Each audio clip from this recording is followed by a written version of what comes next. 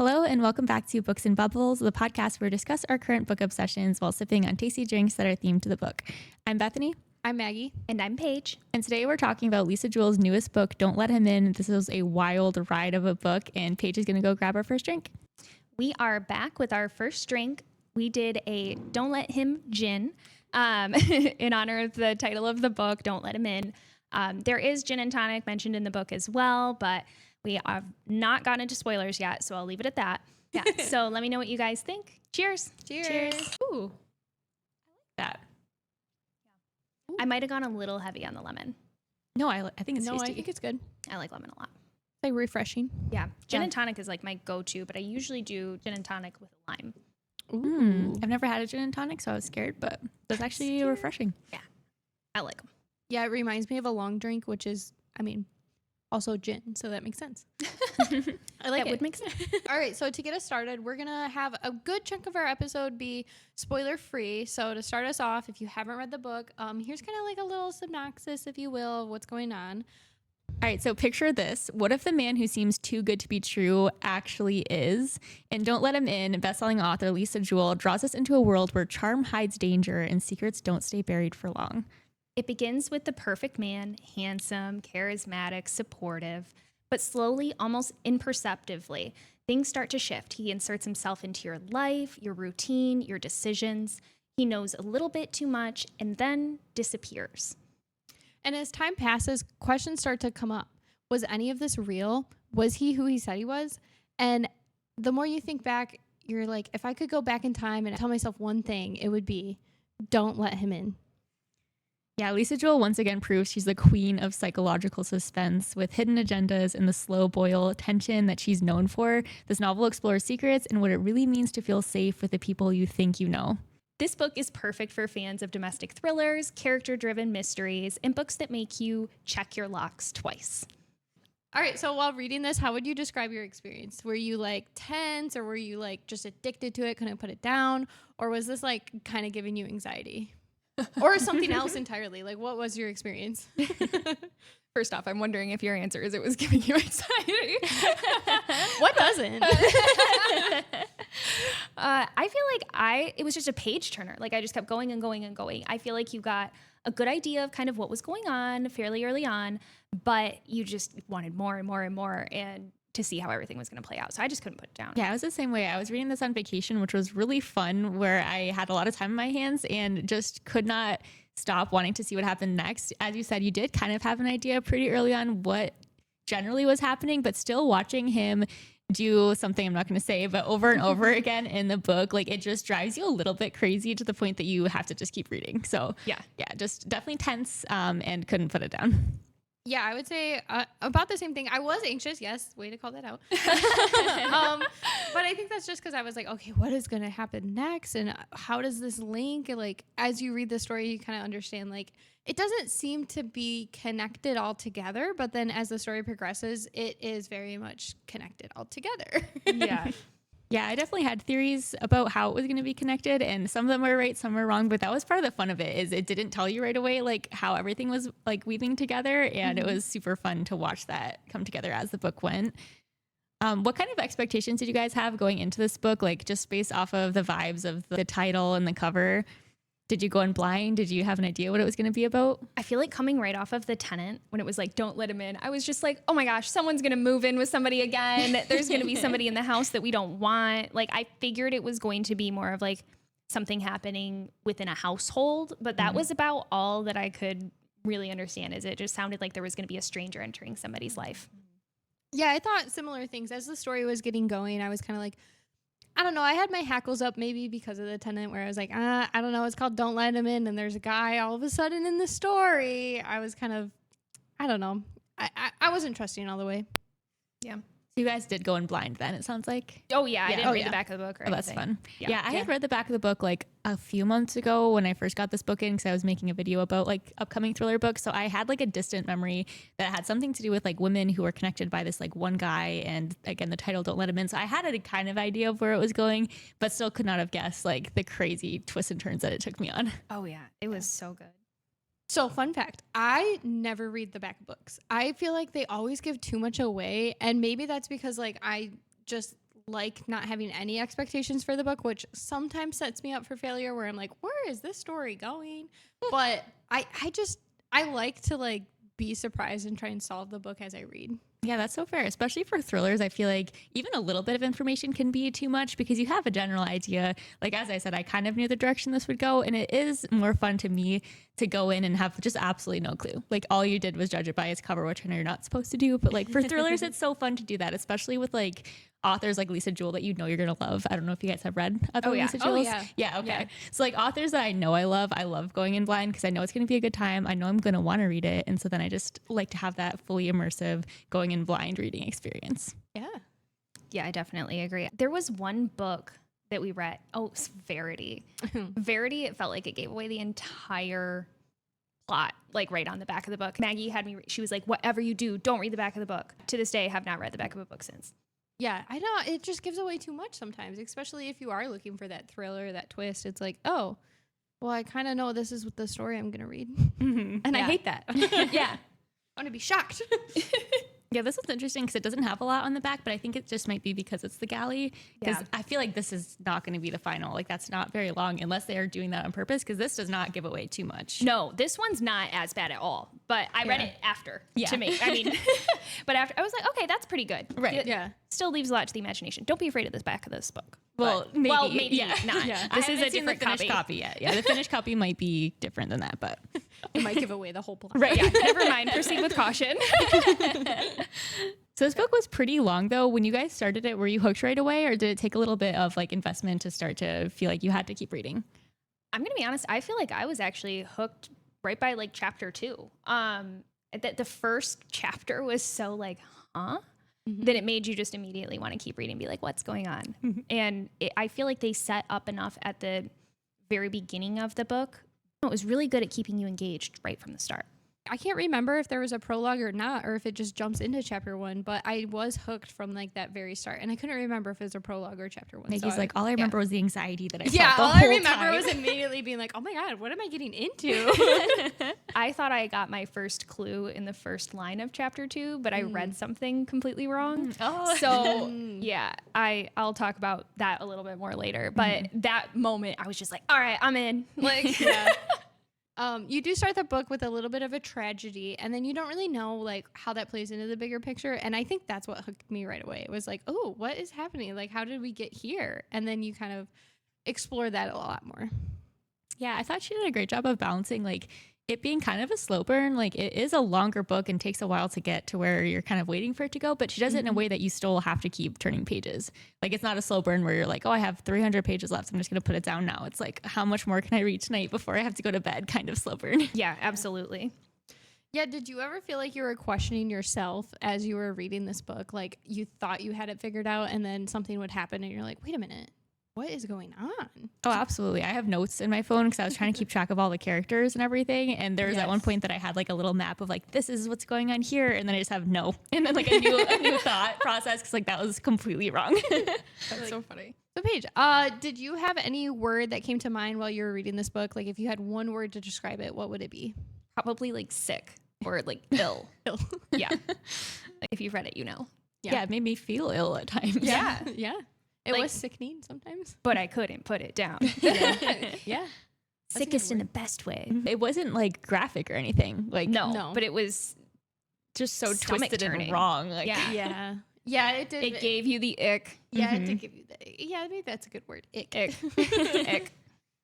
When you said Yeah. like it gets sick in the good way, I was thinking of that. Do you guys remember Vine forever ago when Beyonce had that song that came out where it's like sneezed on the beat and the beat got sicker, and then somebody was like making vines about like sneezing on a literal beat because it was like Vine was so chaotic and so pure at the same time. Do you guys know that Vine? no, but No, I need okay. to watch it now. I never had Vine.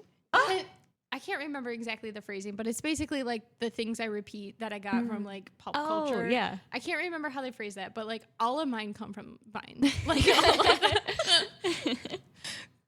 Like some people have like The Office. Mine are just all Vines. They're worthless. As it should be. Yeah. Brandon has so many. I'll have to start keeping a list. Of vines? Or? Oh, no, just like things that he says from shows and things Oh, like that, okay. where it's just like, Yeah. and I don't know where any of them are from, but I'm just like, that's not you. Yeah, you're like, you're referencing something I don't understand. Yeah, no, I'm like, I know I've seen it somewhere. I know you're making a joke. I'm gonna laugh with you, but you know way too many movies. You know way too many shows. You got way too many references. He's just always on. Yeah, yeah, that's how I am with Fine. Always on. It's always funny. Yeah. Dude, I don't know what's from. And Every I time, can't ask. you guys know the like road work ahead. I sure hope it does. No, you don't know it. No, you said that to me on the phone the other day. All the time. Every time I see construction, I'm like, road work ahead. I sure hope it does. It's amazing. It's so Vine. Abe always does that with the most like abstract old YouTube videos, like back when YouTube was just like memes. Like he has all those. So he'll say something and he's like waiting for me to like understand, and I'm like, no, like I don't know. And then he needs to pull up the video, and then it's like we need to have like all the guys on an episode and just say all the random shit that they. Oh, my gosh! Everybody, like the video, share the video. If we can get 10,000 likes, maybe the boys will do an episode with us. Oh my god, wait, yeah. Crime Junkie does Crime Hunky, where they have their husbands on. We need like something like that. That's I don't so know. fun. The Is it Bubble just Boys. the The husband?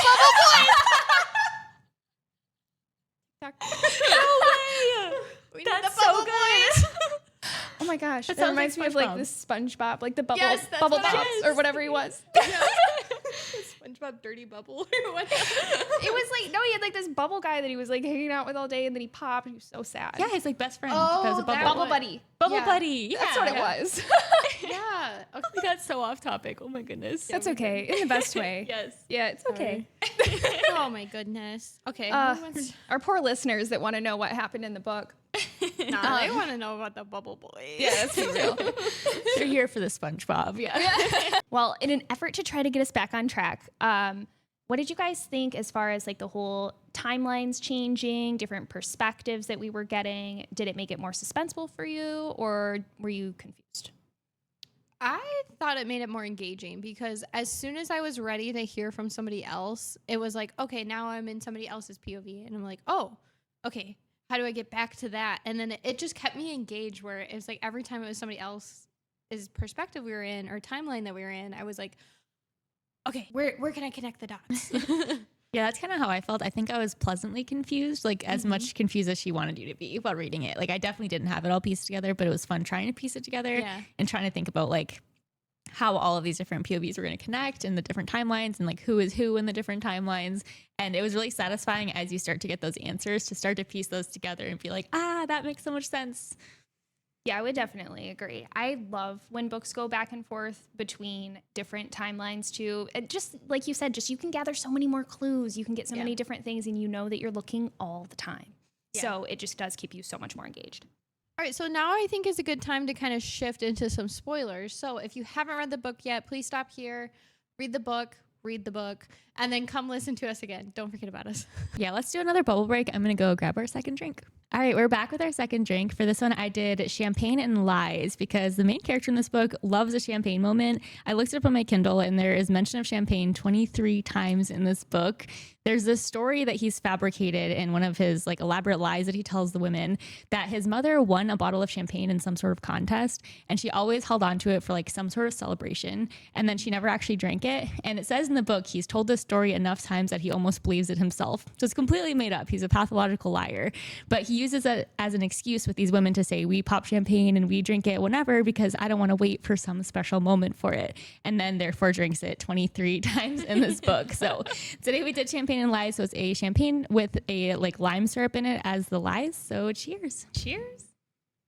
Cheers.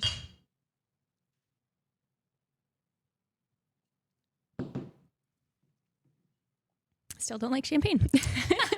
I like champagne. It's a once in a while thing though. I don't think I could drink it like all the time, but You know, I love a mimosa, and the fact that there's no orange juice in it, I'm like, oh, I don't like champagne. I think I like it a little more than I expected because of the lime syrup. Like it's a little bit sweeter, but still not my favorite. I was thinking to myself, I was like, do I taste the lye? Do I taste the lime? And I didn't really taste it that much. I think don't it's very taste it. subtle. Yeah. But I do get like a little bit of sweetness that I think is not normally there. Agreed. Yeah. Don't love it, but had to do it for Simon. Is that his name? Yeah. Simon. Yeah. Simon. Good old Let it Simon. be known. Yeah. That man's name is Simon. It is. No, the way I called him what's his face the whole time until yeah. we got to the end. I Because was we like, didn't know. And so I'm like, what name do I refer to him as? Yeah. Like No. Nick, Alistair. The guy. Yeah. Justin, Right. Jonathan. It must be confusing for him. Like, which name am I today? Like, oh, I'm this guy. Like, I wouldn't be able to keep track of all I that. honestly thought that was how some things were going to go, because I feel like there's at some point in my life, I feel like I've been watching Criminal Minds or Law and Order or one of the crime shows where there's somebody that tries to pull something like this off and then they have just like a complete psychological break because they've tried to be too many people and they can't figure out who they actually are. So I thought that was going to happen at one point, especially when there was a few times where his like lives overlapped a little bit. Yeah, And I was just like, oh my gosh, is he just going to completely break down? And I mean, kind of. yeah. but I mean, not really. I didn't think he was going to have as many as he did, though. Like, Yes. just based on, TV that I watch, I was just like, that's a hard job. Yeah. That's a hard job that does a Yeah. lot of messed up stuff to your brain. But it seems like his brain might have been a little bit messed up from the get. Yes. Yeah. It seems like he Yeah. could compartmentalize everything and keep it all separate for the most part. Sounded like he had that psycho gene. Yeah. He had that crazy pains. Yes, because we have his POV and he has no like remorse or bad feelings. Like he's a good guy. He gives these women like what they want. He's Oh, a good yeah, husband. yeah. He's a good father. He truly until believes he that. leaves. But Yeah. it takes all their money. But But he's like, but they paid for that because I gave them these things. Right. And those things cost money, which is like, I'm sorry, what, sir? yeah, Yeah, and this is a little later in the book, but we eventually find out like he is also an escort on the side, and he was telling us his hourly rate and his nightly rate. And for a second, my brain didn't connect that he was also an escort. I thought that was just how he was rallying and tallying how he financially ruins his wife. And I was like, that is so much work to calculate. Like, okay, we went on this shopping trip to Costco. That was about 4 hours. So 200 times this over the course of like, I was like, man, this man is methodical and crazy. But that's not what it ended up being. I was just slow. I mean, there's a lot to keep track of though. Like he had a lot of I would have loved to see those spreadsheets. yeah. I was like, man, what an insane, like, what if somebody catches him like with his little like Cohen spreadsheet or whatnot? I feel like he had to have some sort of system to keep everything straight because he had Yeah. that. He had his other side business of being like a life coach, which Yeah. was wild. The idea of him giving like life advice to other people, it hurts my brain. Bruh. Oh, and how much money they were giving that, like first session's free. And then Yeah. what was it? Like $100. And then he was like, you got to see me more. You got to see me more. And then his rate goes up and Yeah.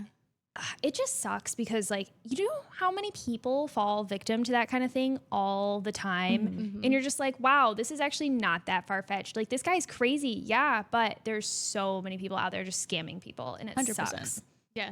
You know what's crazy is I think if he like dedicated his efforts, he could probably be a cult leader and just proudly just lead people. Oh my gosh. Yeah. I mean, he was obviously a very smart guy to be able to do what he did. And if he actually dedicated himself to like a career, he could have probably been a really successful guy instead of just scamming people left and Oh right. yeah, no. Yeah. No, he had no remorse with any of No. it. That was the craziest part. And he really just did think like, oh, this is what I do for work. Yeah. That was how he talked about it all the time Yeah. too. Like this isn't how I live my life or this isn't how I cope with whatever. This is my job. Yeah. And the other weird thing too is like he did kind of like at certain times hint that he had a favorite wife.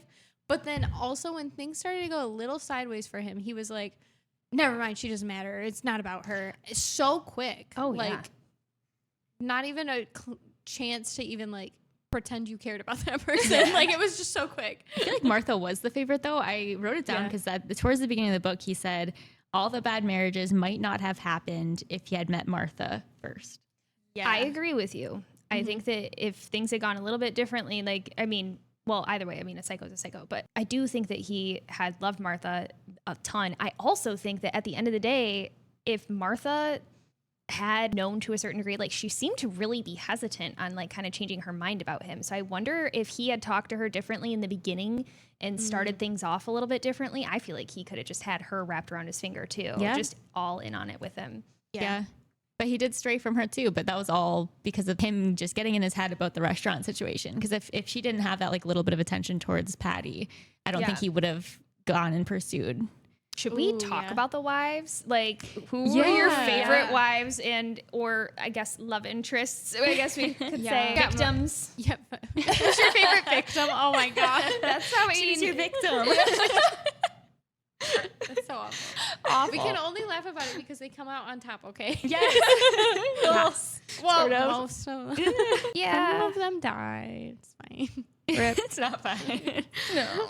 It's a great story. Yeah. Well, should we just go in order and then talk about them that way? So we Sure. start off with, I mean, I feel like I want to talk about Amanda last, but I'm fine talking about her first. let's I've talked dive about in her with for a Amanda. minute. Yeah, Yes. she's the first wife. I think it makes sense. Yes. Okay. So Amanda, this is the part that confused me though. Mm-hmm. She didn't call him Simon. No. She called him Damien. Yep. And then at the end, she's like, I'm the only wife that he told his real name and this and that. So Did you not think that was Yes. that was Amanda, right? That was Amanda. Yeah. So I had picked up on that she said he told her 4 years ago.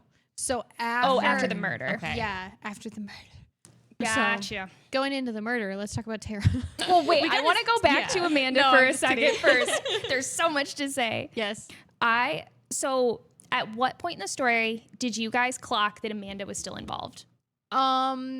After the murder, before we got his POV again, because we do swap POVs quite a bit, and it's kind of like it ends with the murder of him being like, here's what we're going to do. And then we switch perspectives for a little while.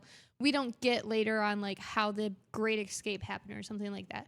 And so after that point, I was like, ooh, she's not gone. Something, especially because she was from an apartment in Tooting, and he was referencing that with Nina, that I was like, oh, Amanda's still got to be involved somehow. I can't prove it yet. I don't know how, but I did fully believe she was still involved. yeah, for me, it was like right after the whole killing happened, I thought he just killed her too. But when we found out that the police had like video or like a ring camera footage or something of Nina leaving the house later, as soon as that came out, I was like, oh, that's Amanda. Like, yeah. So I figured that was Amanda immediately. And then I figured she was involved because she wouldn't just disappear from there. If she was still helping him, that was a little bit later, then it made sense that she was still there somewhere behind the scenes. Yeah, no, as soon as they were talking about her being in Tooting and everything, I just knew that she was around. Like, I thought that she was in cahoots. I didn't think he could have been doing some of this stuff alone. Yeah. Speaking of her, though, like, I feel like you have to also, looking back at least, see that she probably was still involved based on how quickly she let him back in after she had children with this man. They all thought he was dead, and she just took his excuses and was like, okay, like, that's fine. Like, I feel like I'd be like, hold up, no way, calling the cops, not letting him back into my home and falling for his lies again. But she was, I feel like she was just so infatuated with him that she still was falling for all that. So that alone should tell you that she is still kind of wrapped around his finger and is still going to be his little puppet. Yeah. And he did say you have to make sure that they don't hate you at the end so that you can always come back. Yes. Yeah. Yep. So manipulative. Ugh. Ick. All right, so we kind of hinted about Tara a little bit. Sorry, she is deceased, but we do spend a little bit of time with her. So do we want to talk about our time with her before she's just dead? Yeah. I mean, Tara was, wait a minute. Did Tara have kids? She had Emma, yeah, Yes. the daughter who helped. Yeah. Okay. Sorry. I had to refresh because there was so many women. Yes. And children. It was And children. horrifying. I feel like Emma was almost more interesting than Tara because Emma was so on it with her mom and paying attention to these things. But Tara broke my heart in a different way where she was just like, she knew and she had the help and still ended up dead. Yeah. I don't know. That really bothered me where like Emma was totally on the right track with a lot of things and she just still, it didn't make a difference. And she decided to try to confront him herself and everything. And I don't know. Yeah, that one hurt my heart because I feel like Emma convinced her that that was what he was doing and she'd already kicked him out, already done all the steps she needed to do. So at that point, just let it go. Like, there's no reason to try to confront this guy who's clearly at least dangerous in the sense of ruining her life. Like, you don't know what he's capable of past that. So especially to not have help going into that, it seemed like a foolish decision, but I understand that there's a lot of feelings invested in that too. That was her You'd husband. want that closure. Yeah. Yeah. And also to be like, you piece of shit. Yes. Like, I do get it. But yeah, that was pretty sad because it seemed like there was a moment where Amanda wasn't going to help him because she was almost able to get away. And then he was able to snap Amanda into like helping him kill Tara. Which I mean, was she like, held her arms down. Yeah. Like, Which that blew my mind because as soon as he was starting to like choke out Tara, I was like, he's done. Like, because Yeah. Amanda's going to be like, what? Like the hell? I'm calling the cops. Like, this is insane. What are you doing? But instead he was able to spin that too. Like, insane. Yeah. Yeah. And the level of manipulation to also have her be the one who like disposed of Tara's body. Cause I believe she was the one who took her to like 3 different locations and dumped her body like later on. And that's like wild to me, to not only assist in the murder, but also be the one to be like cleaning up afterwards. Yeah. Again, this guy who just walked back into your life after being gone for like a decade, leaving you and your children. That's a level of manipulation that was hard to grasp. Yeah, but at that point she is in it because she didn't stand back and not do anything. She did actually like assist in the murder. So I can almost see from her point of view being like, well, shit, I'm here now. I got to figure this out for my sake too. Yeah. Which is also a level of manipulation where it's like, here we are. I almost would have just a just, monster. yeah. I almost would have just been like, maybe there's a chance I could just say I wasn't involved. Cause like she was just holding her arms. Yeah. Maybe she could just lie and say, cause like there's probably no proof or like marks on her arms. I probably would have just been like hoping I could just convince the police. I hopefully wouldn't have done that in the first place. Hopefully murdered. Hopefully I didn't let him in. Cheers. Ideally, I'm nowhere near this situation, but if I'm in her shoes somehow. Yeah, but I mean, I think that kind of sums up Amanda and Tara. I liked that Tara had the guts to kind of kick him out pretty much right after Emma was trying to pressure her. Like, that was nice. But then it just was even more sad when she died. But Yeah. And bonus points to Tara for raising such a intuitive daughter that has her mom's back like that. Like their relationship was clearly solid. I hate that she let somebody come into her life where it seems like she clearly built it so nicely for herself. That was the other thing that got me, I guess, with most of the wives in general. Like he was saying, like, I can just give them the one thing that they don't need or like that they don't think that they need. I'm going to provide that because they're so on top of everything on their own already. Yeah. And it made me just bummed and upset because I was just like, leave them alone. They did so good. Yeah. They did so good. Yeah. I think these are successful, accomplished women and having their lives like fully on track, and then you just destroy them, like absolutely obliterate their lives. And then we have Martha, and he was cheating on Tara with Martha right before things got crazy. That was the one that she had caught him with, essentially, and went to confront him when he was with Amanda at her apartment. Yeah.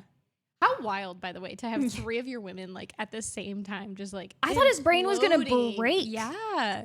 So wild. He's Anyway, like, I'll do murder instead. I mean, I guess that is your brain breaking, but at the same time, He had no other options in that moment, and those like, oh yeah, if you're thinking like that, yeah. gosh, Yeah, and the wild thing too was like it was seemingly to protect Martha, like the idea of Martha. Like I don't know if that's where you're kind of gonna go. that was one of the things that I for sure wanted to talk about with Martha. Like she was just so different from the rest of the wives in his eyes, even though he was kind of doing the same-ish thing at the end there for the wrong reasons. But he did have a moment there where no, he wasn't actually taking her money. He wasn't getting involved with things. He was doing his job as an escort and talking with these other women. But that's just money. that's just his job. What do you mean? It's just work. But not the job Martha thinks he's doing. But work. He just seemed to do. My gosh, it just kind of makes me think of the other book that we read too, where it's just like he created a whole, just like different personality for this person to love, and that person that he created for her was normal. Yeah, and she, the way he viewed her too, because like towards, I think I'm trying to remember who it is that we were seeing him with at the very beginning. Is it Tara? Yes, it is Tara. Yeah, because the way that he talks about her and like being with her and like kissing her or touching her, he is like almost repulsed by it. He's he has to. It's his job to get the money, basically. Yeah. But he does not like her. He does not find her attractive. But Martha was different. Like the whole book, Martha was always different. He loved her. He thought she was so beautiful, and it was just like a whole different vibe. I loved Martha too. Yeah, me I too. did too. Yeah, Martha was cool. She was my favorite of the wives. Yeah, mine too. Yeah. Honestly. I thought that we might have different answers on that, but I'm not surprised. No. I mean, if I had to say like somebody else who was a favorite, it would definitely be Jane. I thought she was cool. Not really one of Simon's gals, but she was a cool ex.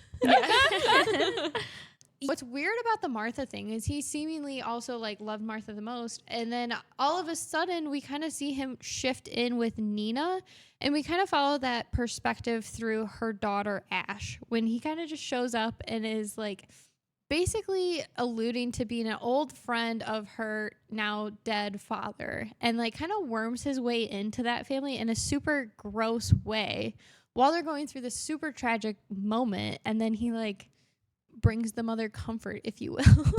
Yeah, he tries to like basically step into the father's shoes. Yeah. And it's super nasty. Yeah, but Nina as a whole, I do think she is a good character. I think she seems to not be falling for some of his schemes when he is trying to get money out of her. She is one to be like, I'm not investing in that. That's a bad business investment. I guess she's not really enamored with him is what it seems like. Did you guys pick up on that? Yeah, and I felt like she explained it to Ash a little bit too, where she was just like, it wouldn't have happened to me. I wasn't as in love with him. But at the same time, I don't know if Nina was as put together as she likes to think she was in those moments, because we did have Ash with her a lot of the times, kind of saving the day or like looking over her shoulder. So I wonder, would she have given him the same answer on the beach when he's showing her that property? Or is it because Ash insisted on coming that she's like, oh no, I could never do that. So I wonder if she was kind of protecting her mother throughout a little bit, but I also do give Nina props. Yeah, that's true. I think she was keeping the rose-tinted glasses from her because she was constantly trying to be like, hey, this is a little weird. This is not quite right. And that's the one thing I didn't love about Nina is she didn't seem to be really buying into what Ash was saying. And like there are some reasons for that kind of given. But overall, I feel like Ash had some very valid points and things that she was bringing up. And her mom was kind of just brushing those under the rug for the most part. Yeah. How do you brush under the rug? Like the person you're dating's like, yeah, I got into a mixed past and had to change my identity. Yeah. Like, okay, this is a perfect discussion because, yeah, like how she seemed to accept that. At what point would you guys have said, I think that's the question at what point would you say, red flag? Because this guy's got too many, in my opinion. Like, but at what point would you, when do your hackles come up, Maggie? Definitely. If they're not up from him, like kind of worming his way in as like, which I don't think we mentioned this with Nina. Her husband left her with an empire and lots of money, a very successful restaurant business. And then all of a sudden this charming guy walks in and is like, oh, I knew your husband, but then says he doesn't know this obsessive ex, that there was some overlap with their relationships. So it's like, how do you not know the obsessive ex if you're in this timeline when the obsessive ex was like being crazy and causing all kinds of problems with his relationship with his now wife? So that would kind of make me question things off the bat. But then if somehow I was like, sure, he was popular, I guess, it would definitely be when he starts making excuses about having a second identity. Like that is a weird, I don't know how an explanation like, oh yeah, I had to change my identity isn't the same as somebody telling you like, oh, I work for the FBI, actually, I'm a secret agent. Like the same kind of bull crap. I feel like him saying that he was CIA might have been a better alibi, honestly. For some, I was blown away by some of the stuff that he would say. Oh, this is going on. Oh, that's going on. Like someone, you can't have that many things. Right. But they pitched it as like he was so charming and the way he'd sell it, like he had so much confidence. Like he never questioned it. Because I am anxious and have social anxiety. If I tried to like lie to you guys about something that crazy, I'd be like, my mannerisms would be crazy. You guys would be like, what is wrong with you? Like, what are you saying right now? But he was able to just be cool, calm, and collected the whole time, which like hats off to him for that. I feel like for me, even without all of those red flags, what would have been a red flag for me is like they had been together for like almost, was it a year maybe by the end? Like it was a long time that they had been dating, and she hasn't met any friends, family, been to his career, like his restaurants or anything. She's not actually seeing any aspect of his life. She's never been to his house. That to me, like within a few weeks, honestly, if I don't hear you talking about friends, family or anything, like I'm already being like, what's going on? Like, do you have those people in your life? Like I don't know. He'd actually just tried to like move in with her basically right away. That was within like what, a month of knowing her? Yeah, with like all these women, he always did that. He'd like, kind of dip his toes in and then be like, oh, I have this emergency and now I need somewhere to stay just for like a little bit. Yeah. And then that little bit just turns permanent. If somebody tries to move in with you, ladies, you have not been dating this man for at least, I'm going to say 6 months. Just say no. Don't let him in. Good advice. Yeah. I feel like 6 months is a good amount of time. Yeah. Switching gears away from like talking about the characters so much, was there any moments in the book where you were just like, oh my gosh, drop everything, this is crazy? you might have the same one. Who at home might also have the same one. But when Martha sticks the dog tracker in his car and then all of a sudden it stops working, I knew right away he found it. But then he has he's talking about excuses with his mother and blah, blah, blah. And then he looks her in the eye and goes, I might put a dog tracker on her. And I was like, oh, he's saying he knows what you did. I was like, girl, run. Yeah, I have that tabbed. I was like, and I didn't know where anybody else was in the book with the reading. And I couldn't say anything, but I was just like, oh my gosh, scandal. Yeah. No, like my heart stopped. I was like, he's going to kill her right in this. Oh, yeah. I thought there was going to be more deaths in this book than there were. There was still a few, but Yeah. Yeah, the dog tracker, like, to me, that is a big enough weird thing to put into a conversation right after having left a dog tracker on his car. Like, that's a big enough thing that I'm like, oh, you 100% know this, and now I'm, like, sketched out by you. But she kind of was like, maybe that was kind of random. Yeah. And brushed that under the rug. And I don't think I could have. I think I would have been in that moment, been like, hey, why'd you bring a dog tracker up? Like, that's kind of weird. Yeah. I needed to suss out, like, no, the I reasoning. would have just had to start packing my bags secretly after that, because I would have been like, whoa, that was so passive aggressive and scary what you just did there. The way he slipped into conversation, too. I'd be like, that's scary. You're see, I feel like I would have played ball a little bit and be like, oh, why would you use a dog tracker? That seems odd. And just I see would what he love had to to think say. I'd be that ballsy, but I know that I'd be like, and fight, flight. Yeah, right. Like- Calling Grace, like, Grace. Yeah, Grace, please come pick me up. You were so right. You were right about everything. Grace was so spot on. Yes. Grace, We love Grace. gold star. Yeah. Grace was a good friend. Grace knew what was up. Grace was not afraid to tell her the truth to her face. Which, by the way, let me just say, if you are not that kind of friend, you are a bad friend. Yes. Like, you need to be telling your friends, hey, this is not right. Speaking of how great of a friend Grace was, I don't think we talked about this moment, and I do kind of want to spend a little bit of time on, because you said, like, what was an OMG moment? And another one for me was Martha's at home, stuck by herself, and their baby, Nala, who is like a toddler, right? She seemed like she was like not going to make it. She was so sick, like couldn't stop throwing up, burning up. And Martha's left in this situation where she's stuck home without the car and without the car seat. And is like, what do I do? And can't get a hold of her husband, who she knows as Alistair. It's still Simon, the man of many faces, if you will. And his kind of excuse for always having his phone off while he's at work is that he has ADHD or whatnot. I just would love to hear your thoughts while reading this part of the book. I was deeply upset with the whole car seat situation, but I was also deeply upset with Martha, because why did you let him leave with the car seat? Or why do you not have a car seat in the vehicle that you have if he's got a different car? Or do you have no car at all? I assumed the other car was the delivery truck. That makes sense, but if you have the baby and somebody leaves, I feel like that's a thing that I even do babysitting. Okay, you need to leave your car seat with me then. I don't have children around me without being able to have a car seat. But it also just made me even more irritated with him, because it's like, this is exactly why you can't have your phone off, and just gives even more evidence to you just being like an actual psychopath or sociopath or whatever it means, where you can't feel those feelings because that's your daughter.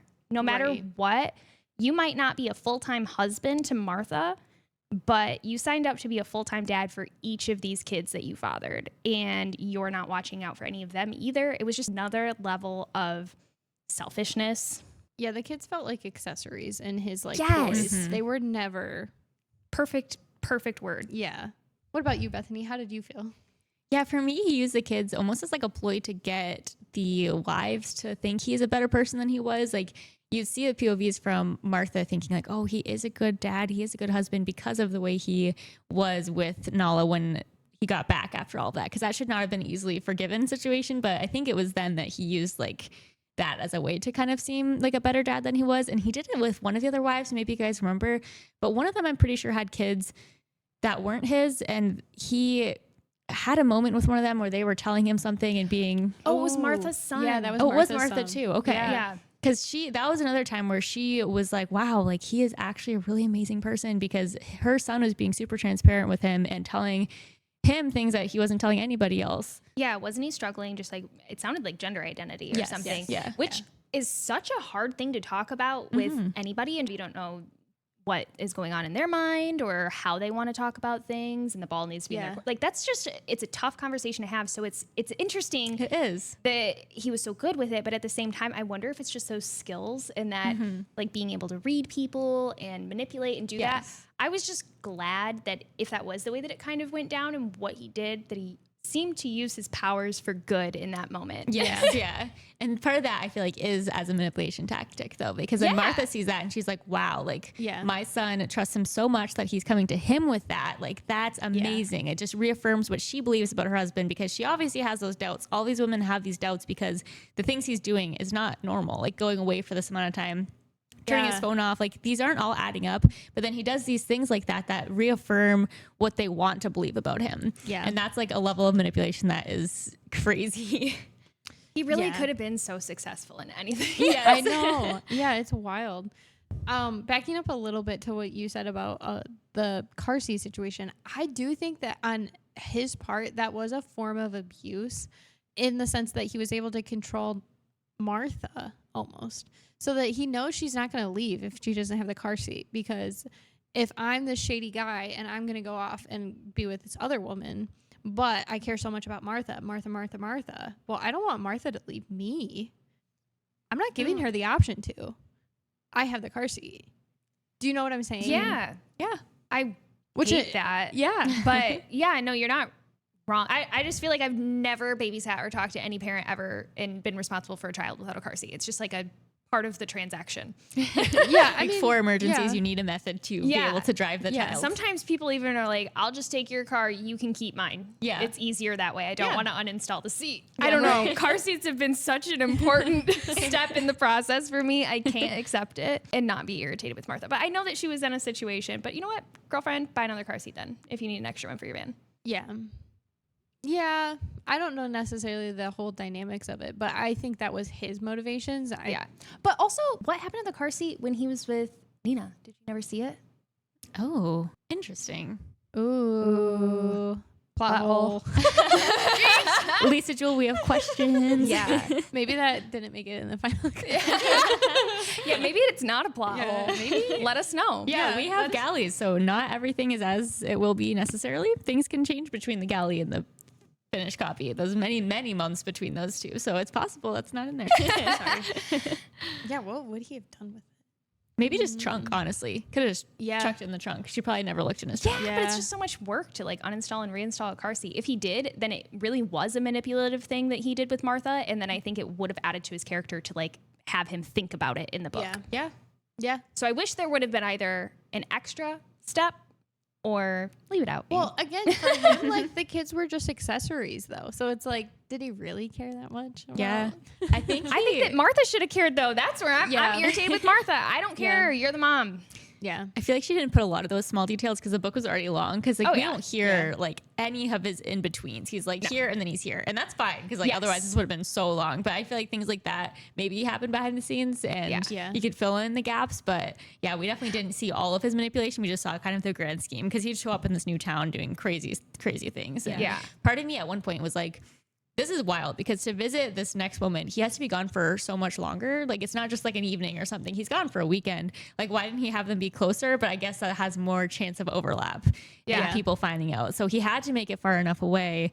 But then that raises this issue where now he has to be gone for a pretty extended amount of time each time that he's visiting this new woman. And of course, he chalks up to his job every time. But and that just like ick factor with, you know, just what he's doing in general. And like the way that you're talking about it and you're just like, wow. When you think about it from a purely like what you have accomplished here, you did a ton. And and there's so much forethought and planning. I think where his planning really shines is where he sets his sights on Patty and the Swan family, because that level of forethought and manipulation that he does to that family is insane. And seemingly he does it to further his relationship with Martha. So for those of you who haven't read the book, I'm assuming you just really like us. So here's a little bit of backstory. Seemingly he manipulated somebody to kill Patty. He manipulated the letters to Ash from her boss that were actually from him. And then also he manipulated this meet cute kind of thing with Nina that didn't actually exist. Am I missing anything else that he kind of did behind the scenes with them? No, but I think we should go into way more depth on all of those items. And I'm wondering if we should bubble break and grab our last drink before we get into those. Ooh, that's a good idea. Yeah, that's a great idea. Okay, I'll be back with our next drink. All right, so welcome back, everybody. We are kicking this bubble break off with a long shot. So the reason why this is called a long shot is because I said our man of many faces in the TikTok because I didn't want to spoil, but Simon, many names. Some of his tall tales are a little bit of a long shot. Like they're hard to like connect the dots there. So that's where the name comes from. It is a long drink with an extra shot of gin. So that's where it becomes a long shot. So cheers, ladies. Cheers. Cheers. I'm just yappy. Ooh. You actually can't taste the extra shot, in my opinion. I've never had a long drink before, but I like it. Gin is just kind of like piney almost. So it's like if you already, I think it tastes good. Yeah, very that's light. really good. I might just like gin. I didn't really ever drink gin, but both the gin drinks I've been a huge fan of. I don't know why, but it's just my go-to for work events. It's just like a nice drink. Honestly, my go-to is always a long drink, but I never associated that with the gin that's in a long drink. I've always just been like, oh, I like long drinks. But now that there's like an extra spicy long drink, I'm like, I like that. My papa was always a gin and tonic kind of guy. Yeah. I always get a dirty Shirley, and they're always enjoyable. But I feel like gin is just like a superior liquor. I don't know. I like it. It's smooth. It doesn't taste like much. No, it's well, you're Canadian. I mean, Bethany is Canadian. Look at that. Whoa. Canadian. Hey. Just kidding. You're Canadian. You like gin. No, there we go. I was going to say, have you ever had spruce beer? Mm-mm. Oh, She's not Well, Canadian. I moved here before Barely. I turned 21. what? I mean, before Spruce beer is like root beer, but kind of. So it's just a soda. It's like a spruce soda, but they call it spruce beer. But my dad always brought it home from Canada, or we would order it from Canada. It was just like one of those random things that we used to have all the time. So it was like just those like botanical, like it was kind of like a piney thing. I really liked it. And then gin to me also kind of has that like piney botanical taste. So I like drinks that have that. Okay. Yep. So we were you wanted to spend some more time on the different aspects of Simon getting in with the Swan family, Patty. Which part do we want to like kick the ball off? I want to with? go back, if we don't mind, to like the reasoning why he's doing this in the first place. Yeah. Let's just go through Simon's. The psyche of Simon. Yeah, the psyche of Simon. Let's just go through how he devolved here at the end. So Simon really had it figured out in the beginning. He's running around as a male escort, if you want to call it being figured out. We're just going to say that for the sake of the story here. He's using his powers for evil. He is using his powers. Going out, making his money as an escort, and then he's also getting married to a bunch of women that he doesn't actually love and is taking advantage of their money and basically bleeding them dry before moving on to his next wife, while he is also an escort on the side. And all of this changes when he meets Martha. Martha is his favorite wife. He seems to view her in a different light. He's not the same man that he was with these other women. He doesn't take her money right away. He doesn't take her money at all until like the end of the book. Yeah, no, like he like waits, basically last ditch effort once he actually does start devolving and everything. But he just puts her on a different pedestal than he did all these other women. And then he takes her out for a dinner and they go to Patty's restaurant. And Patty is the father of Ash, husband of Nina, his future target. Great way to put it. Yep. Yes. And while they're at the restaurant, Patty comes in larger than life. He is getting all of the attention as he's walking around and greeting everyone. It's his restaurant. And Simon is immediately jealous of this man, does not like him. I think it's just jealousy, really, at the end of the day. He just wants to be Patty, and people don't look at him when he walks into a room the same way they did with him. And then he gives his wife that extra attention. Yeah. I think some of it too with the whole Simon versus Patty dynamic was that Simon's used to lying and keeping things very compartmentalized, very like secret and locked into this like secure little nook. And I think part of him was also jealous that he can't be that loud. He can't walk into a room and be like, I'm Simon, because he's wanted for fraud from so many different women. Like he literally can't live like that. He has to be quiet and like this nice, charming guy on the low, but I think he wants to be loud like that. Yeah. Andy's upset because Patty previously, I mean, this is what's interesting about the whole Zippo lighter situation. So he basically has an interaction with Patty that he talks about, or I should say that he reflects on while he's at dinner with Nina at the restaurant. And he and Patty had crossed paths in the past when he was working at one of the restaurants that Patty was at. And Patty basically belittled him and yelled at him, or at least that's his story for what happened. And so he's already not liking this man. And then he sees this man getting all this positive attention. And then he perceives all over his wife, like touching her shoulder, maybe getting a little too close to the back of her chair, or rubbing up against her. Yeah. She doesn't necessarily think it's anything when it's happening. She thought it might have been like a little flirty or a little much, but nothing to scoff at. And from that moment, he says they make eye contact. Yeah. And that something negative happens and everything changes. And he just at that point is like, I'm out to ruin this family. He just touched my wife. This is my wife that I feel differently about. I don't want her to get any ideas now. He just goes, he goes psycho. yeah. Kind of like, I mean, with our last one, like Blake, he didn't jump, he leaped. Yeah. And that was the first time he had a target, like an actual target. Because normally, like the deaths that he's caused that we know of have been to kind of protect his future. Like he needs to be able to keep going. Yeah. Like this was the only one that he's actually putting himself out there just for a vendetta, basically. And we have a Martha POV later where she actually does tell, I don't know who she was talking to. I think it was Nina, but she tells somebody that she was, for some reason, just a little bit like not infatuated, but she was kind of starstruck by Patty in the restaurant. And she doesn't really know why, but she had that emotion that he saw. It wasn't completely that he fabricated this. Like, Yeah.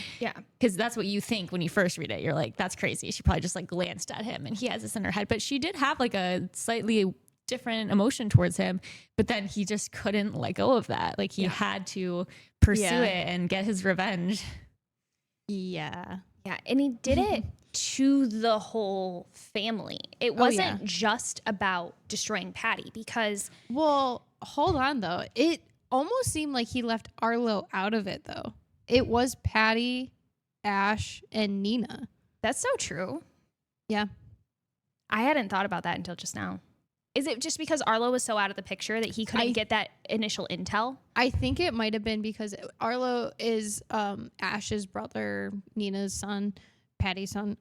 It seems like it might just be because he's moved on. He's out of the house. And I'm thinking that the house might have also been a goalpost for him to move in with Nina and their family. They had talked about Martha liking the style of the restaurant and the big kitchen and this and that. Yeah.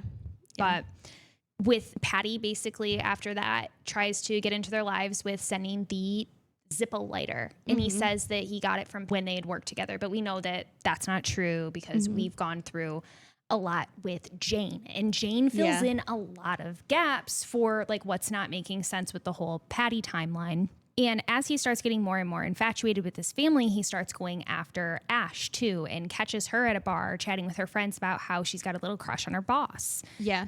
And throughout the entire book, you're wondering, what is this crazy thing that Ash did? Because they keep alluding to her going a little psycho on somebody or maybe being a little too obsessive towards a certain person. And you learn that she was diagnosed with borderline personality disorder. And that was supposed to basically explain her strange behavior. But then we find out at the end what actually happened. Yeah. Did you see that coming, by the way? That twist? I think that you did far earlier on. Oh, yeah. I thought that he was going to be involved somehow. And I didn't know what it was going to be until they said the whole thing about the paper being the same. Well, I was like, well, it's his paper.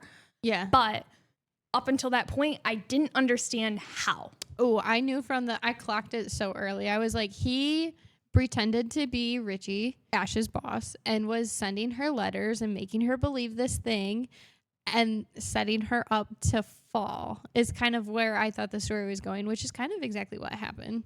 Yeah. I literally called it. I don't know because it didn't really hint that far at it. Ash did seem to take some accountability through her POV where she was like, oh, I immediately thought of Richie and thought of how I felt about him.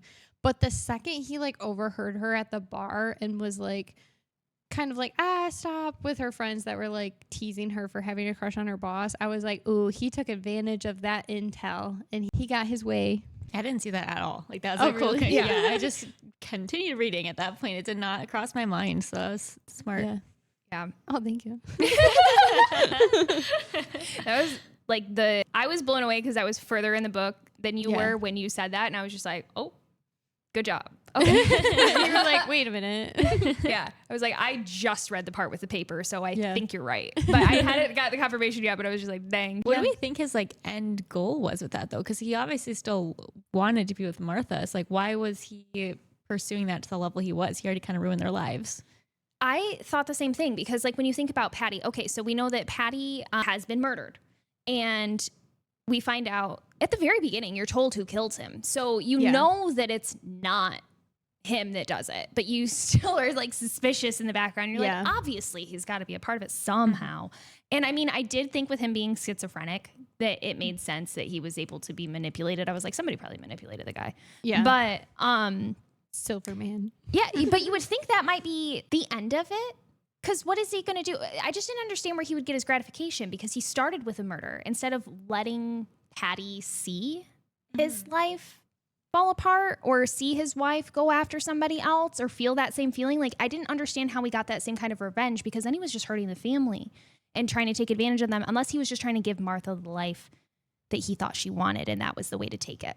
I thought that was his motivations. Martha made the comment at the restaurant, like, oh, I would design something like this. This is what I envision. And then he was like, hated Patty, had his crazy be crazy, and then was like, he's out. And then maybe he was hoping that Nina and Ash would move and leave. But I'm also kind of confused because I did mention, like, he went after Ash, but not Arlo. But I had thought it was because she lived at home, but he made her live at home with the whole Richie situation. Yes. So Yeah. I don't know. I do think he kind of hates women, so maybe that's where the motivation was more so coming from. But Yeah. He kind of ruined his own plot there because she's the reason this all unraveled, and he caused her to be front and center to his scheming. Because if she wasn't moved in, she probably wouldn't have seen all of that. yeah, you're so right. He Yeah. was his own downfall. Yes.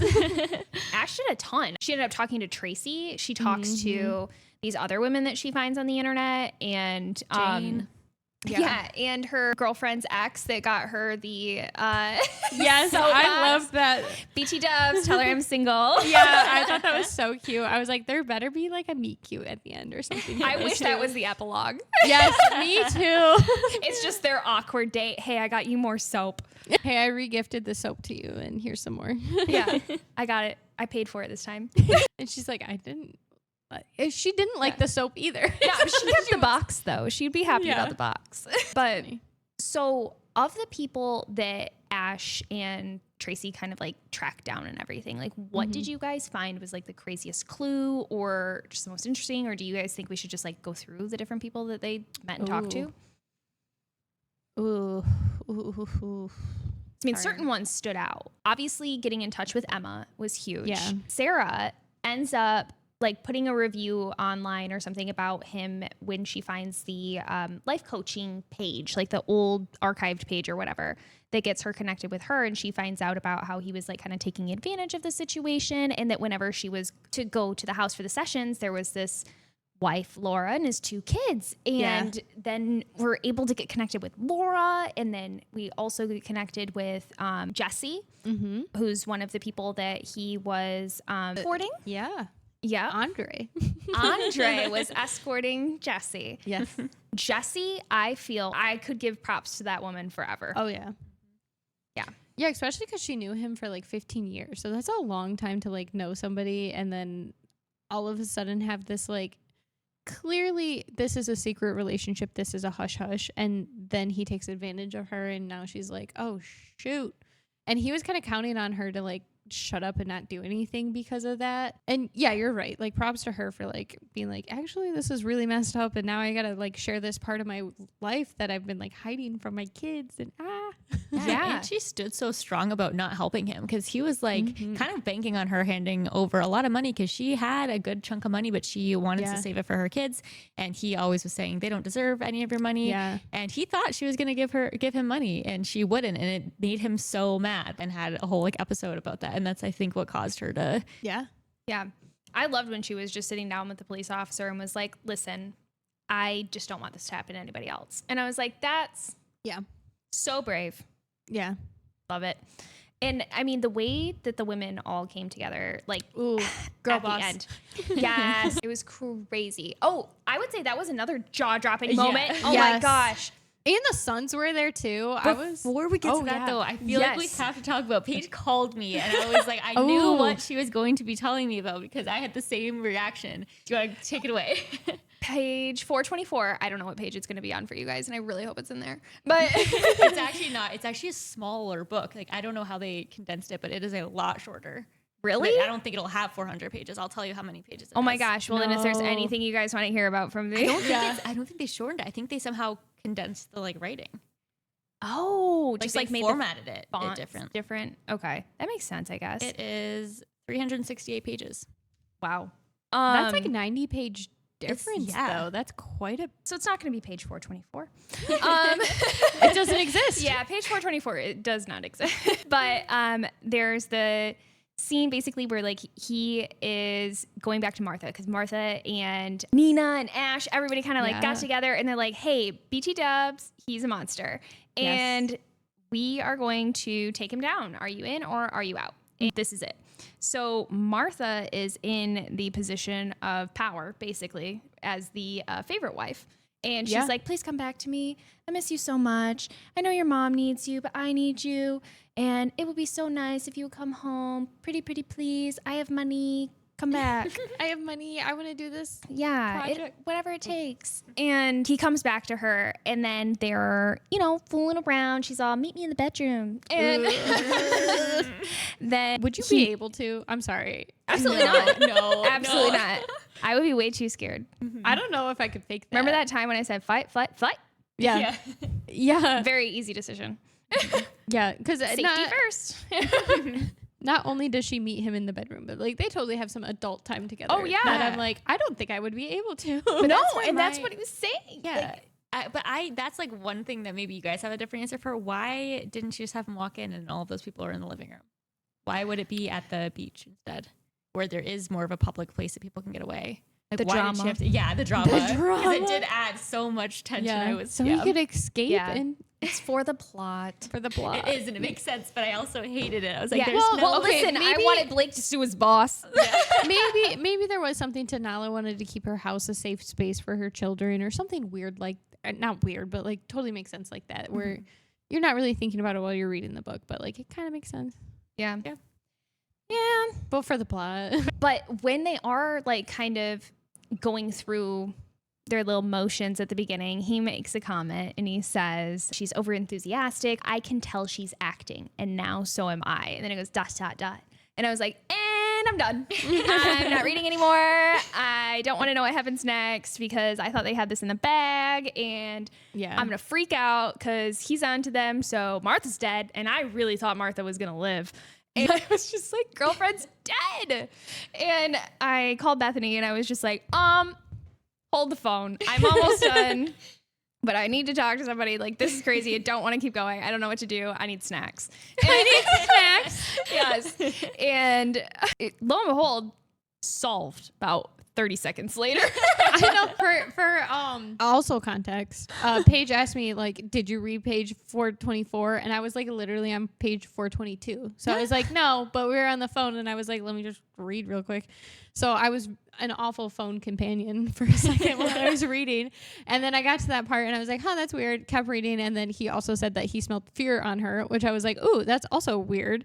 Kept reading though. And then got to the end of the chapter, which was like half a page more. And it was like, oh, she was just nervous to ask me about this business thing. And I was like, oh, okay. What had you so stressed? And she was like, well, I stopped reading once I read that. That's why I was so stressed. Yeah. It said ... I said, Yeah. Paige was like so enthralled in it, and I was like, I'm gonna investigate more. Yeah, I assumed the worst as well. I read that and I was like, oh, this book is gonna get darker. It like, felt I like the thought- dog tracker. Yeah. Where Ooh, both yeah. of those moments I was like, oh, like Yeah. no way. That's funny. Thankfully, we were wrong, and Martha did make it through to the end. We didn't Yes. get as Oh, yeah. satisfying of I an just had to ending. keep reading for another 30 seconds. Yeah. Yeah, that really was all it was. It really was like literally the next page. It was fine. It Yeah. was But yeah. scary. Yeah, I'm just glad that Martha was able to kind of pull it off still, because she did get him all the way to the beach without Ooh, him yeah. fully Yeah. understanding. And she even questioned it because he got out to like pee on the side of the road, and she was like, that's weird. He never does that. And it was still fine. Like, he still got back in the car. She was able to take him all Yeah. the way. And I just like that moment of getting to the beach and seeing all those people. Like, I need a TV or movie adaptation so I can see that like with my eyeballs. Like, that I feel like is just such a crazy moment of him seeing all these people all in the same spot. Insane. Oh yeah. I feel like my favorite part of that too was like the fact that the sons were there. Yes. And like he just sits there and he's like, why are they all here? Why do they care? Why, like, I get this person, but what's Jesse doing here? And he's I was like, what? They all wanted me. I did nothing wrong. I gave them exactly what they wanted. And he said that to them to the point Yeah. where like the people that he stalked had to stand up and be like, Yes. no. That's what I was gonna say, because there weren't there people there of the like the people that he It was, was like following and anyone and breathing down their everyone. neck and Yeah. I mean, Like, I whoa. guess to go back a little bit, this is like every person that they could find that was Yes. interested in confronting him that had been affected by him, because they started a Facebook page called Don't Let Him In, which I Cheers. loved. Yes. Cheers, mine's Cheers. empty. That's bad luck. It's fine. There's a little bit. But yeah, I thought that was just insane that they were all able to be in the same Yeah. place and everything. But you knew he was messed up in the head as you're going through and reading everything. Oh, yeah. But when you read him, like, just looking at the problem right in front of his face, it's like, you're caught. You have no more choices. Mm-hmm. Because he's always just running on to the next. Or, hey, maybe I'll just murder this person instead. But he was just, like, still thinking, what are they doing? Why are they upset? Yeah. It And just, I gave you what you wanted. I really didn't like it. Yeah. No. Yeah, and then he tries to like, because once he says that, obviously his stalking victims were like, what made you think I wanted to be stalked? Some of us have like some super heavy trauma. And then he has the nerve to be like, you don't know trauma. I know trauma.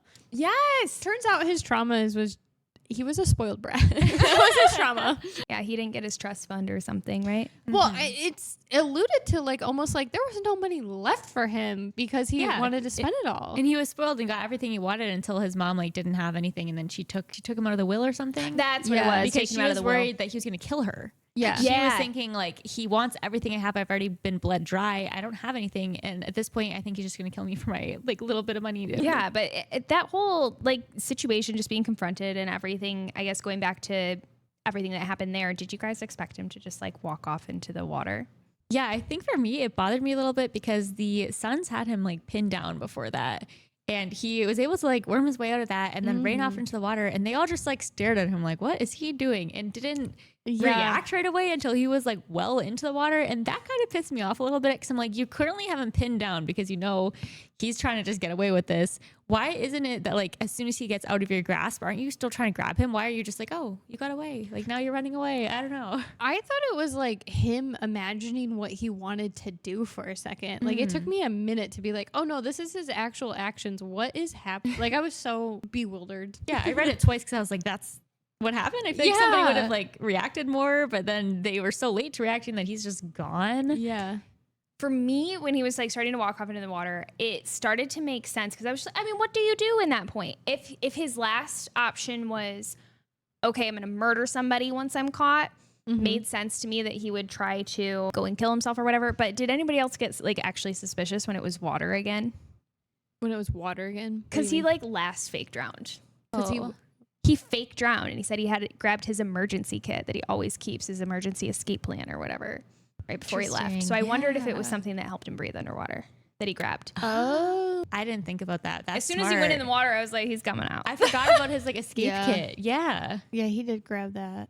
Interesting. I like that thought. Yeah. And it kind of, I'm very much like, I like endings where everything wraps up perfectly how I think it will. And so I at first was like, no, there's no way he gets away. But it, to me, was actually pretty fitting because like the way this whole book went, it honestly makes more sense for this to be the ending. I liked it. I would have been so bummed if it ended without the epilogue. Yes. I was going to say, same. we have to talk about the epilogue. Yes. though, Okay. Right? No, I was gonna say. I What's thought you were satisfying? saying that if he just like No. walked off into the water, that you would have been fine. Because No, I was need like, to know what happened to him. Like, is Okay, he yeah. alive? yeah. But okay. I'm satisfied with him, like, actually having sort of gotten away with it. He's starting this whole thing Yeah. again. Like, it took me a little bit to get there, except first I was like, no, I want him behind bars, like, forever and ever. Yeah. But also, like, the whole book, we're seeing his pattern of being the most master manipulator, and it almost just is fitting that he got away Yeah, with like it, of sort course he did. Yeah. Because we talked about it in like a previous episode too, where it's like sometimes you just gotta give some props to the villain. Where you're just Yeah. like, you did so Yeah. good. Again, you could have basically you did a lot of work. This was a lot of time. This Your was work paid off. dedication. Yeah. Yeah. And you had that emergency kit, which let you breathe underwater. I have to assume that's what it was. It didn't Yeah. say, I don't think, what it was. Lisa Jewell, let us know. Yeah. What is in there? But when it said like I keep this thing that I always keep with me in case of like no matter Yeah. what, and then when it was water, I was like, yes, you're Yeah. not dead. Yeah. So like, let's talk about the epilogue because I can't not talk about it. Realizing that Amanda was live and everything, every single time that you hear the word tooting, you're like, okay, Amanda, Amanda, when is she coming back? When is she coming back? And then for a second, you really do start to think, okay, did he kill her afterwards? But I really was so convinced that he was going to live and everything. Yeah. And he had come back to tooting recently. So I Yeah. was like, she's got to still be around. I just didn't know when she was going to come in. So I felt so gratified when we finally got to the epilogue and I was like, there it is. Yeah, I had mildly convinced myself that he did kill her, and then the texts were from him at that point. So actually seeing her back, I was like, yes, it actually is her. She is in on it. Like, that's so crazy. Yeah. And she Yeah. had the cops right there. Oh yeah. Mhm. I was shocked that she did turn him. I did think she was still alive because I was like, I forgot about that. Wait. yeah. She turned him in basically. Oh, wait. I forgot. That's so much more satisfying than I thought it was. Cool. Yeah. In my Yeah. head, You read it too long ago. I deleted that part from my memory. I was thinking the ending was that he's still doing this. But no. She's. No. I forgot. I was so happy when I heard that. And then it just deleted it from my brain. Then you were like, that's not how it ended. yeah. It's because you gave him way more props than you should have. And we didn't give Amanda enough. Yeah. Oh, Yeah. that's amazing. Yeah. Kudos to Amanda. She was just like, and then I look over to the cop in the corner Yeah. or Yeah. whatever. She was like, and he comes out to greet him like, I know I was his favorite. He's the one that told me his real name's Simon and this and Yeah. that. And I was just like, oh, Amanda, you crazy bitch. I love you. Isn't But it- also she's a murderer. Yeah. Oh yeah. And like didn't talk to her children really for years. Yeah, to not a great make mom this either. happen. Yeah. Maybe I don't love her, but No, we love her. we love her in that moment. I love Jane still. Like homegirl Jane was like, awesome. she was like, I know some like kind of paranoid people who can find some stuff out. I was like, where do I find a friend like Jane? Yes. And she was just like, oh, you make me feel like I wanted to have kids, but I didn't. So thanks. I was like, Whatever. Dude, She's I like, love love Jane. you. She was just a girl's girl, I Yeah. feel. Yeah, and I love She's how crazy though. Nina was like, is she still hot? And I was like, what? I love like this like loving moment. Yeah. The girls. Yeah. Like, yeah, she was a little crazy, but it was kind of fun. Yeah. She had good taste. I liked your dad too. Yeah. I feel like there had to be a little bit of a weird dynamic just because of the overlap in relationships. Like it Oh, makes yeah. sense that there was like strange little feelings there. animosity, Yeah. Oh, yeah. yeah. I'm glad that she still went and like sought her out though. And she was Yeah. like, well, if mom doesn't want to listen, then I'll talk to the other crazy person who's Yeah. crazy too. I also, was it in the epilogue that we get Ash's letter that she receives when she gets her? It's right clarification. before, I think it's right before we get that small POV from Jane is when she like compares the letters. What And did you guys find like more like, I mean, I know you were kind of waiting for that I part. was waiting. So I feel like that was probably your favorite. Yeah, I felt so vindicated. I was like, I knew it. But like, I feel like that was the big like twist, if you will. And so was like Amanda having the cop. I feel like those were the two biggest Ooh. twists. Yeah. And I think the silvered hair man thing was kind of a twist with Yeah. I feel like the whole time I knew he had to have been involved, though I didn't know how. But I felt like when they said he was schizophrenic, I was just like, I know he didn't physically kill him, but I knew that I guess that one I saw coming. And it seemed too random. But too. I did like the silver-haired man. Like Yeah. the way they went about it and explained it. I was like, Yes. you still, even though I thought it was coming, it was still interesting to read. It was still Yeah. fun to read Yes. how it all went down. Absolutely. Yeah, I like that he was kind of a boogeyman. Yeah. Yeah. And he was like, he's real. Yeah, I was like, he's real. Ash was all over the place talking to all kinds of people. Oh, I know. Yeah. I had all the time in the world somehow. It's like our full-time job. Oh, was yeah. Getting to the bottom of this, which like kudos to her. She cares about her mom that much that she's like, this isn't right. I'm going to prove it because my mom's not listening to me. Like, Yeah. Yeah, and she was very careful with it too, where she was like, I can't go straight to her and say Jane found this out because she'll think I'm insane. yes. So I have to like play the long game here. But as it got more and more dangerous, she was like, all right, time to take action. All right, if you guys had to come up with like the trailer moment for if this was adapted into like a Netflix movie, what would it be? Oh, okay. For me, it would probably be like a side by side of all the different women being like, oh, I love you, Alistair. I love you, Jonathan. I love you, Nick. And then like just spliced all up, and then all these like sweet little moments, and then him like just driving by himself or something where like it kind of builds tension where you're like, ooh, who are these men? And then like cuts to him alone or something. That's fun. Yeah. Ooh. No, I like that. I do Yeah. too. Yeah. I don't even know what else you could do. I feel like they need to hire you to make that Yeah. happen. And like every time it's like split, instead of him driving alone, I'm switching it up. It's him knocking on doors, like different Ooh. doors every time. Ooh. And it's like, don't knock him like each one. It's like, I can see it. Oh, Yes. that's so good. I love that. Yeah, me too. Yeah. So fun. This book was this book was so crazy. I would love to see this into a movie one day. Like that'd Ooh, be yeah. so fun. And if it does happen, we need to go watch it together. Oh, Like, yeah. I feel like this would totally be a George a George Clooney, like I can see it. Ooh. Or like McDreamy, maybe. I don't know. I feel like George Clooney though. He's like got the Yeah. more it. Mm-hmm. I can't think of anybody else. Like Steamy could do it. Yes, I think so McSteamy. too. Yeah. Yeah. What did you guys rate this book? I think I was at a 4.5. I will say 4.5 because I did find the book like a little predictable, but it's still, like I said, kept me like I was engaged. I was excited to still read because Yeah. it's like I had the right idea. You knew what was going on throughout the book. Like it wasn't a mystery what he was doing. You knew he was manipulating all these women and everything, but Yeah. you knew there was just something more. So it was just fun. Yeah. Yeah, but a little predictable. Yeah, that's Yeah. fair. It was 5 stars for me. This is my favorite Lisa Jewell I've ever read, which Really? is saying something because I've read a lot of hers and I love them so much. So yeah, new favorite. Yeah. I'll probably go 4.5 too, because I was going back and forth in my brain when I was like, ooh, because I was like, ooh, 5 for the vibes. But then I was like, I do remember at a couple points I was like, okay, I'm ready for some like more action going on. So I'd probably split the difference and say 4.5 because it was like It was so close to being a 5. It was so close. It was, yeah. On Goodreads, I'll probably still give it a 5 because like Yeah. it was so fun. If I had to pick between a 4 and a 5, I'd give it a 5. Yeah. But if half stars were a thing, and they should Yeah. be a thing, and they're not, and they should yeah, be. they should be. Yeah, I tend to be a little bit generous with ratings. Sometimes it's the opposite direction. Like if I don't like something, I'm going to rate it terribly. But if a book gave me like just a fun ride and I just like really loved the direction it went, it can be Yeah. 5 stars, even if it is predictable or even if there's like small things, I still could give that a 5 star, even if like there are things that probably most people would nudge it down. I don't know. If I had a blast with it and I'm still thinking about the book and it's a book I really recommend, it can Yeah. sometimes still sneak its way into that. I Yeah. feel like I get so picky with my 5s because I feel like for me, a 5 is like, okay, well, if I want to read it again or if I feel like I could read it again and like, then it's a 5 or Yeah. whatever. But there's not a lot of books that I want to pick up twice because it's like, then you already know or Yeah. whatever. Yeah. Yeah, I think I used to like, especially being on Book Talk, like doing book reviews, I would kind of look for things to lower a rating with.